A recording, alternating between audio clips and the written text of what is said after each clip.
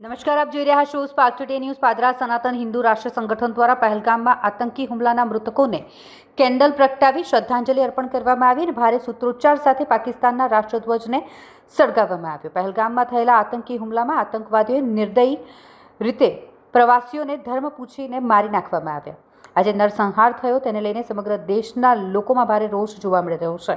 સમગ્ર દેશના લોકો પાકિસ્તાન અને આતંકીઓ સામે આક્રોશ વ્યક્ત કરી રહ્યા છે. ત્યારે પાદરા સનાતન હિન્દુ રાષ્ટ્ર સંગઠન દ્વારા મૃતકોને શ્રદ્ધાંજલિ પાઠવવા માટે પાદરાના મુખ્ય બજાર એવા ઝંડા બજાર ખાતે કેન્ડલ પ્રગટાવી અને મૃતકોને શ્રદ્ધાંજલિ અર્પણ કરવામાં આવી. સાથે જ પાદરા વિવિધ સંગઠનોના કાર્યકરો પણ આમાં ઉપસ્થિત રહ્યા હતા. યુવાનોમાં ભારે આક્રોશ જોવા મળી રહ્યો છે. ભારે સૂત્રોચ્ચાર સાથે તમામે એકત્રિત થઈ પાકિસ્તાનના રાષ્ટ્રધ્વજને સળગાવી રોષ વ્યક્ત કર્યો.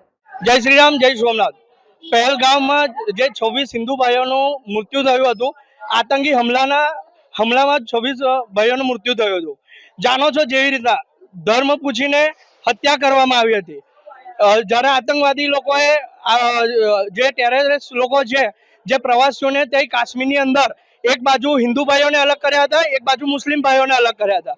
ત્યાર પછી પૂછવામાં આવ્યું કે તમે હિન્દુ છો કે મુસલમાન છો. હિન્દુ કહ્યું છે તે એ લોકોને ત્યાં ગોળી મારી છે અને હિન્દુ ભાઈઓનું હત્યા કરવામાં આવી હતી. આજ રોજ સનાતન હિન્દુ રાષ્ટ્ર સંગઠન પાદરા દ્વારા તથા સમસ્ત હિન્દુ સમાજ દ્વારા શ્રદ્ધાંજલિનો પ્રોગ્રામ રાખવામાં આવ્યો અને પાકિસ્તાનને ખરાબ રીતે વખોણીને નારા બોલવામાં આવેલા હતા. સાથે સાથે અમે તમામ સનાતની ભાઈઓને, હિન્દુ ભાઈઓને એક મેસેજ